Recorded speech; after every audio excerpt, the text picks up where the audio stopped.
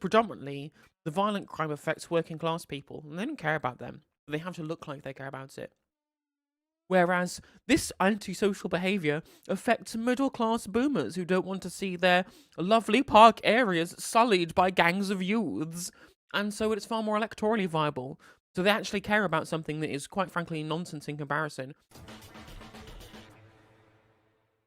Talk to me about antisocial behaviour. It is terrible. How's it got this bad? You've been in charge for, what, 12 years? Well, reports of antisocial behaviour in recent years have thankfully been declining, but we do take it very seriously because we think that... Yeah, exactly. It's this massive issue that also isn't an issue because we're reducing it. Do you not know? Can you not just realise how stupid that sounds? How, like, this is a massive issue that we really want to tackle, even though we've been doing a really good job at tackling it already. It's almost like, right, it's almost like it's entirely being concocted as a media narrative to use an electoral tactic to scare people into voting Conservative, and not actually a problem that actually affects people's lives. As we saw from the segment on BBC yesterday, when they'd mentioned that 65% of these cases of antisocial behaviour were 65% in reduction from previous years, and the only evidence they could find were random comments from curtain twitching boomers on Facebook. Almost like the swing electoral demographic that the neoliberal parties are trying to fight over. Strange that, isn't it? So weird. What a weird coincidence. that the public are entitled to feel safe in their own communities, to be able to walk down their road or visit their local high street, go to the local park, without feeling any sense of fear, intimidation or menace. And that's why we take antisocial behaviour as seriously as higher harm forms of crime. That's why the Prime Minister is going to be launching an antisocial behaviour action plan in just a few hours' time, which includes hotspot policing that we're funding, where police and council officers can surge into areas where there are high levels of ASB to prevent it and to deal with the consequences where they find it. We're funding the use of sort of instant restorative justice, out-of-court disposals, where...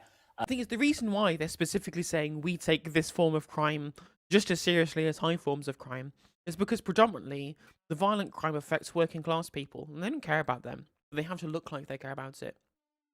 Whereas this antisocial behaviour affects middle class boomers who don't want to see their lovely park areas sullied by gangs of youths, and so it's far more electorally viable. So they actually care about something that is, quite frankly, nonsense in comparison, just as much as they do the real actual crime in this country, just because of who it panders to as a swing demographic. Yes, we will be watching Ask Sarkar later, don't you worry, JDM. All the NOSBAN will do is give people criminal records. There really isn't any benefit to this policy. Well, as there is no benefit to basically any, recreational drug ban, because none of the bans work. The war on drugs has failed. It's pointless shit that should never have been attempted in the first place. Some ex-cop on James O'Brien's show said that laughing gas was actually on the way in decline, so the whole thing might be concocted by the Tories to claim credit for a thing that was already happening. I mean, I wouldn't be surprised if they were just looking, oh, this is the thing that we can take credit for that we've not done, actually. Just like we're taking credit for the reduction in inflation that we didn't cause, all that kind of stuff. Or we're going to claim that we had some massive impact on economic growth, which we didn't. Like, same thing. Also, this is literally broken window policing. Oh yeah, exactly. I would, yeah, you're absolutely right. Every good journalist, i.e. literally none of the journalists in the UK, because we have none, we should be using the term broken windows policing in response to this, and should be bringing up how this doesn't work in places like New York City. And it's never worked. It's not a good form of policing. It doesn't work at all. People who commit antisocial behaviour will have to do community payback very, very quickly. So if they've been spraying graffiti, then get it cleaned up really quickly. We're also proposing to ban nitrous oxide, unless, of course, people are using it for legitimate commercial purposes, because we think that is partly fueling antisocial behaviour. It's being consumed on a very widespread basis. So we take this very seriously. We think the public take it seriously, and that's why we're announcing this plan today. You've been in power 13 years. Another thing both parties have in common, they fundamentally hate young people. Yep, 100%, 100%. Literally, we're just like hug a hoodie, Asbo kind of, we are reliving fucking 2005 to 2015 all over a fucking again. I feel like I'm having deja vu. I feel like the biggest issue with journos is their unwillingness to tell MPs that they're lying to their faces. Yeah, exactly. It's infuriating. Again, their desperation to continue having their access to Westminster, that they will refuse to point blank tell MPs that they are lying to their faces is a failure, a catastrophic failure of how establishment our journalism is and how cucked to the establishment class that it is. And they're trying to say, oh, we're going to ban nitrous oxide except when it's used for commercial purposes. So, if you buy it for commercial purposes and then you use it recreationally, is that going to be illegal as well? Like, come on. It's impossible to police. It's a nonsense issue. But again, it's just being used to further narratives and get people scared as red meat for the curtain twitching boomers. It's infuriating. And then it's like, oh well, there might be this right. There was obviously the big rise of an antisocial behaviour in the 2010s was literally due to austerity. Like kids had nowhere to go, they had no places to congregate, they had no youth centres, they all been closed down due to austerity cuts. And then it was like, I can't believe all the kids are congregating outdoors and in parks. Yeah, where the fuck else are they supposed to go? The only reason, I'm assuming, right, this is just a guess on my part, I'm not saying there's any evidence for this that I can see. The only real thing that I can imagine has meant a reduction in antisocial behaviour is first of all the policies of lockdown during the pandemic, and second of all the fact that all the kids are just indoors on their PCs, playing video games, scrolling TikTok, right? Like the internet age and social media has taken a huge part out of children's lives where previously they would be going outside and getting into mischief, theoretically. They're now spending it outside on their phones instead. And that's probably another contributing factor as to why antisocial behaviour has gone down in the first place. Like, imagine how much Chris Philp would squirm if she just said this objectively doesn't work. And it's proven not to work. Every single time it's tried, it's never worked. And the only reason why it keeps happening is because people who don't understand crime properly and want to see punishments meted out to the people in society who they deem to be the undesirables, right? It's exactly the same shit that we get with the anti-migrant rhetoric that we're getting at the moment, like the same kind of anti-traveller rhetoric that we get to. All this kind of stuff, all this anti-youth rhetoric is explicitly used to otherize certain groups of people, treat them as persona non grata, and then justify authoritarian and draconian political policy to fundamentally treat these people as social pariahs.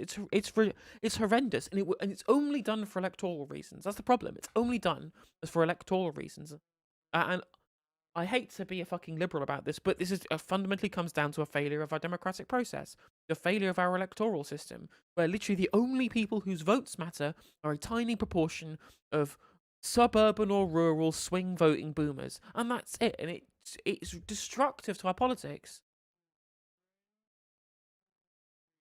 A lot of this is based on the core aspect of liberalism, conservatism, and individualism, 100%. And it's another thing that you can blame fucking neoliberalism for, and that the breakdown of community is all down to the atomization of society that we've gotten from a reliance on neoliberal policy for an incredibly long time, where there is no such thing as society. There is no such thing as community. We can never bring people together. We can never, local authorities can't fund this stuff because that would be that is the wrong kind of big society, as David Cameron would say.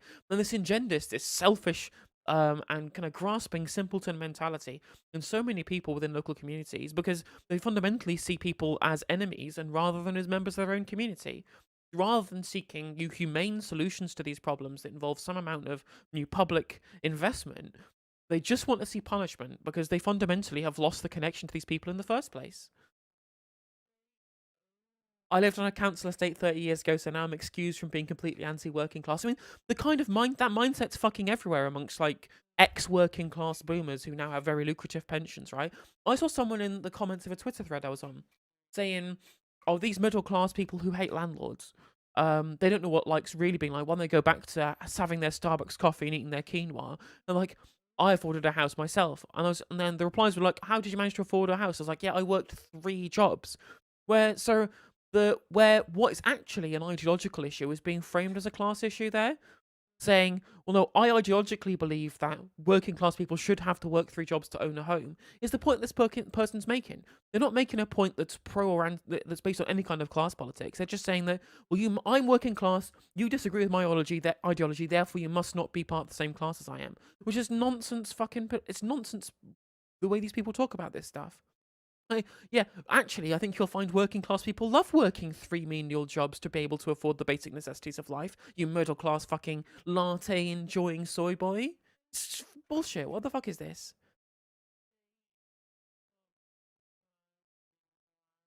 People act like the current situation is an aberration, but it's been like this for so long. It's just more people are caught up in the cost of living hikes for now for the stuff like energy. So liberals are taking notice. You have no ideas to fix it. That's true. That's 100% true as well. Is that all of these problems are essentially the fault of the failures of liberalism. So the liberals fundamentally have no solution to these problems because it involves having to properly scrutinize their own socio-political ideology.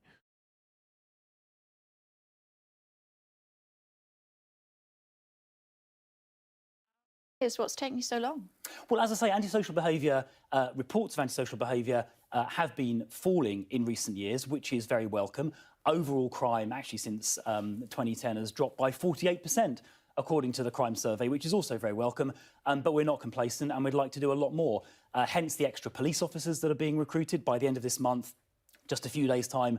We're on track to have And more. see, no one's asking the question, is this a real problem? Why would your solutions work? Tell me how they'd actually work. And then properly scrutinise the fact that it never has worked.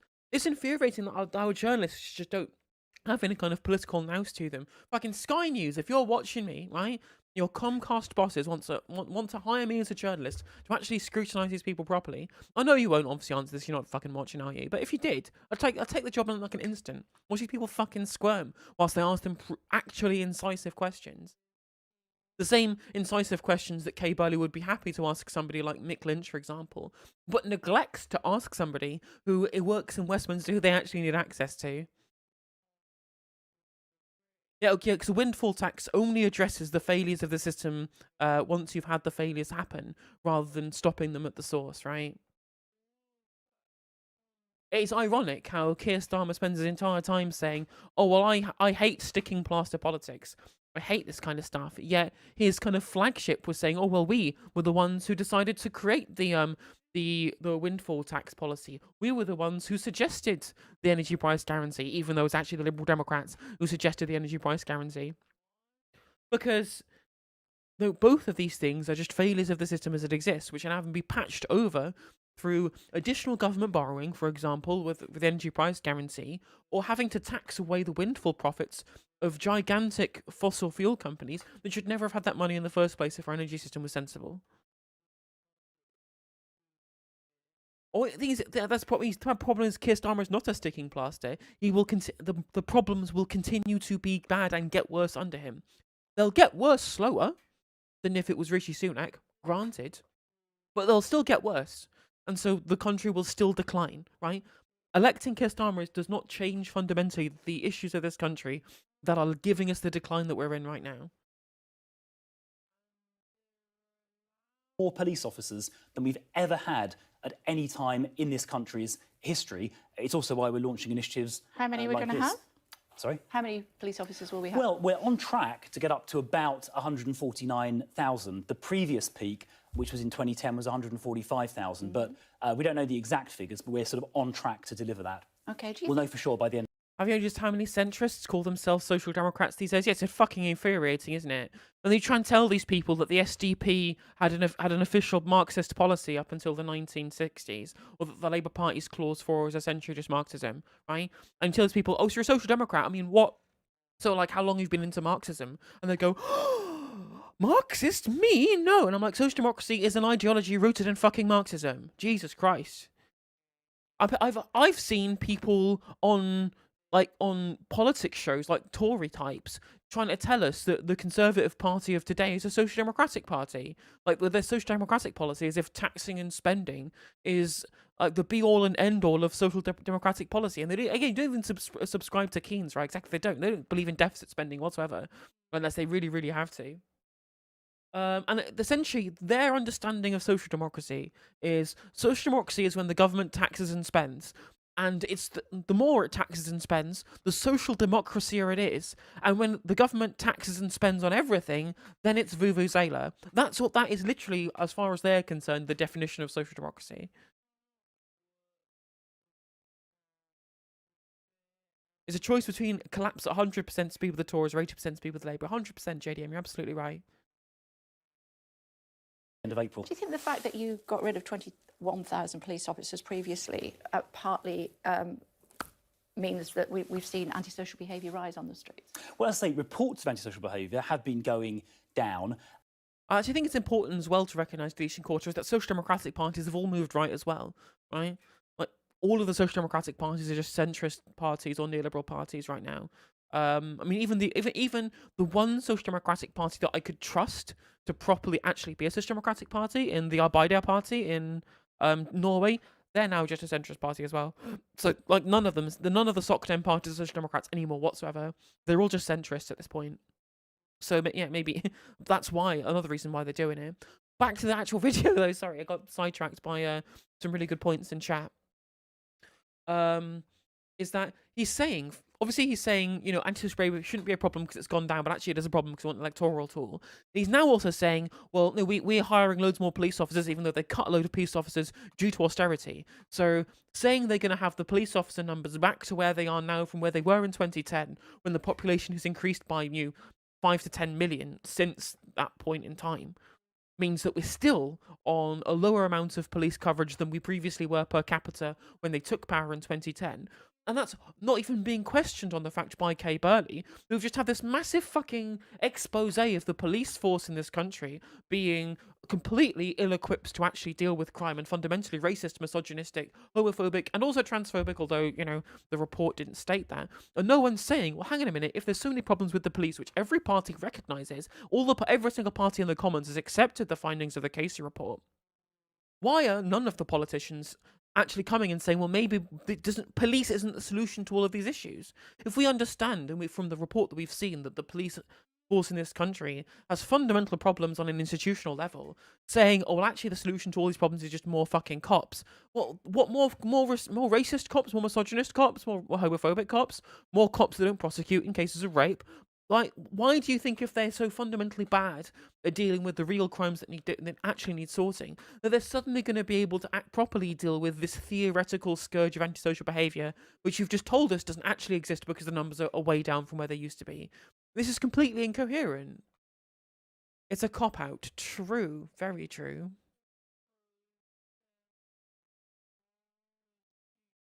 When George Osborne and David Cameron had to make those savings sort of in the years immediately after 2010, it was, let's remind ourselves, because the previous Labour government left the country bankrupt. So George Osborne and David Cameron had to make difficult choices. It's never a good idea to cut.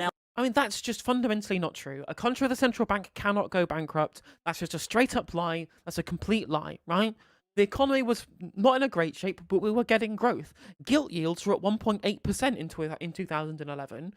We were in a ripe position for additional investment into necessary services, as you claim the police force is, right? I don't think they're necessary. I'm a fucking leftist. I want to get rid of the police, right? But if you genuinely believe that the police are a necessary force that you need to keep the high numbers up of, I think, to try and police this kind of shit, the ideal time for additional investment in the police force was when government borrowing costs were incredibly low, because gilt yields were 1.8% or whatever it was in 2011. Ideal time to invest. The government had the cheapest money basically in its history since the end of the Second World War, right? Money was very cheap for the government to invest, and you didn't do it for ideological reasons. Admit it. That's why it was. It was just ideology that caused the austerity at the point in time. And I've seen this clip already floating around Twitter as well. He's going to go on to say that now the economy is in better shape, when it fundamentally is not, right? Even by neoliberal standards, the economy is in worse shape. Gilt yields are higher, the debt to GDP ratio is higher, inflation is higher, and growth is down. We're literally looking at negative growth for the next quarter. You're trying to tell us now the economy's in a good shape after the economy got crashed by Kwasi Kwarteng's fiscal event, right? It's as if these people think we're all fucking idiots, which, to be fair, they obviously do. But now the the economy has been doing better over the last few years. We've been able to invest in these extra officers, and we're going to actually have more police officers, as I said, by the end of this month. We're on track to have more officers than we have ever had at any time before in the country's history. But it's never a good idea. What about per capita? Every single time they quote these figures, ask them per capita, right? Oh, the NHS funding has increased. Yeah, what's the funding per capita? Oh, the numbers of police officers have increased. What's the number per capita? Oh, we've got record investment into new public transport. What's the number per capita? I will guarantee you it's lower. I will guarantee you it's lower than when they came into government in 2010. It's always lower, right? And the reason why they only use absolute figures is because they don't want you to know that they are lying about the figures when it actually comes to the relative size of it, right? Because it's, Facts don't lie, fellas. Facts do not lie. But people will lie with facts all the time. Exactly. Like telling you the NHS has more funding now than it had in 2010 is meaningless when the money is worth less because of inflation and the population is much, much bigger and the GDP is higher. So per capita and as a percentage of GDP, that's the real metric that actually matters here rather than the actual kind of aggregate figure.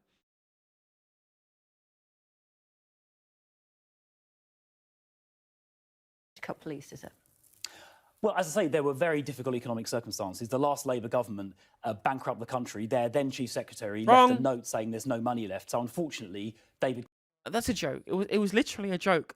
They always leave a note in the desk for the incoming government. It's always been a joke. I'm fucking sick of this shit, right? I hate New Labour. I have very few good words to say about them. But the idea they left the country bankrupt, nonsense. Complete nonsense, complete fabrication. Shut the fuck up. Cameron and George Osborne essentially had no choice but to do that to make the books balance. We've now prioritised...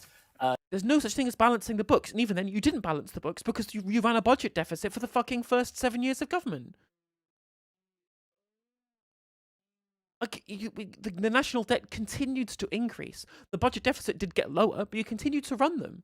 There was no balancing the books because you continued engaging in quantitative easing and pumped huge amounts of money into the financial sector to keep it afloat, whilst you were cutting funding away from the young people's institutions that they needed to be able to actually have something to do, which is fueling the antisocial behaviour that you claim that you want to get rid of. It's your own fucking fault, right? It's only the magical advent of COVID and social media that are keeping kids indoors, quite frankly. It's a miracle that that these things aren't worse than they are theoretically. We increased the NHS spending this year by £10. I will not accept any more questions. And again, no questioning of any of this stuff by Kay Burley. No questioning about the narrative that they needed to balance the books. No questioning about the idea that Labour left the country bankrupt. No questioning the idea that antisocial behaviour is actually a problem when it's really not. No questioning about the idea that police numbers are more relevant per capita than their absolute value. No questioning at all. It's useless. Our press are fucking useless. Delivering record numbers, which is, I think, a really welcome step. It will help with antisocial behaviour that we're talking about today. It will, of course, also help with combating more serious crime as well. Apparently, in Rishi Sunak's antisocial behaviour measures, is me cracking down on homeless people. So yeah, it turns out these people are literally fucking monsters. After engineering a situation where loads of people are homeless, and those people have so little money they resorted to begging on the streets. They're now going to do an authoritarian and draconian crackdown on them too, which is going to be fun. So homeless people are only just like the most marginalised group of people in the entirety of capitalism. And now they're going to use hand new police new powers to target nuisance beggars and rough sleepers. The same institutionally misogynistic, homophobic, and racist police officers that we were denouncing at the dispatch box. Not 5 days ago, Rishi. Curious.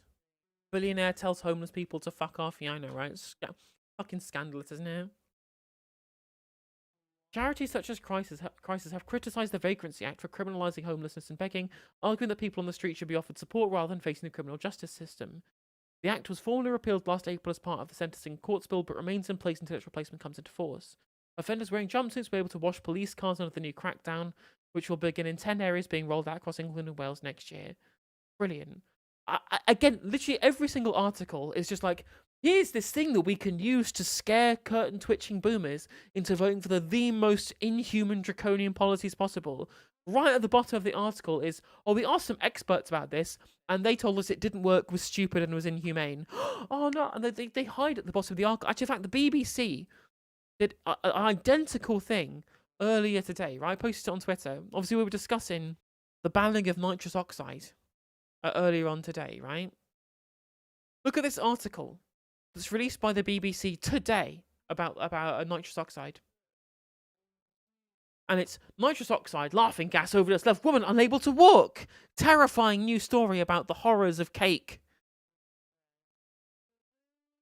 One girl threw up her own pelvis bone. It's a fucking disgrace. And literally, an entire article about one woman having this one singular bad reaction. Of course, no one ever posts these stories about alcohol, do they? We never have any conversations about banning alcohol for antisocial behaviour that causes. No, the long-term damage from alcohol never. No, never happens with alcohol. That's it. An entire article about how there's this one person who had this severe reaction to having too much laughing gas, right? And then right at the bottom, the last 2 paragraphs of this gigantic article explaining in great detail why laughing gas is really bad and needs to be banned. Your anecdata, exactly 100%, right? And then, speaking to BBC Radio Wales, Martin Blakeborough, chief executive of the drug and alcohol charity Kaleidoscope, said that the ban will not stop people from using the drug, and investment in youth services was needed. If we want us to deal with antisocial behaviour in young people, firstly give them something to do, give them a safe space to go, and this will actually move them away from the danger of drugs. In both of these fucking articles, right, they have spent the whole of the article talking about like the horrors of cake, essentially, by massively over-embellishing on the threat of the problem that's being cracked down by these draconian measures. And the very last paragraph is like, we asked an expert on this issue, and they said that government was full of shit. But this is we're literally living in a fucking episode of Brass Eye over and over and over. It's just, we can't escape it. We cannot escape the prescience of Chris Morris, Nostradamus himself.